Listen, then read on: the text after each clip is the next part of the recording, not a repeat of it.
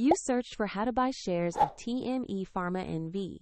TME Pharma NV is a pharmaceutical company listed on Euronext under the ticker ALTME.PA, and this video is for educational purposes only, not financial advice.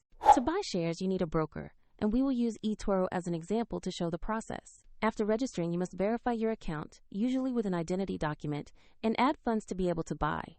Use the platform search and type the ticker ALTME.PA to find TME Pharma NV. Make sure you select the Euronext listing to locate the correct stock. On the asset page, review the basic company information and the price chart to understand recent movements. Confirm the name and ticker to ensure this is the correct TME Pharma NV listing.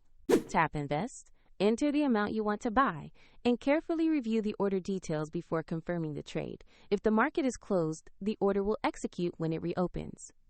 If you do not have sufficient funds, the platform will prompt you to add money before final confirmation.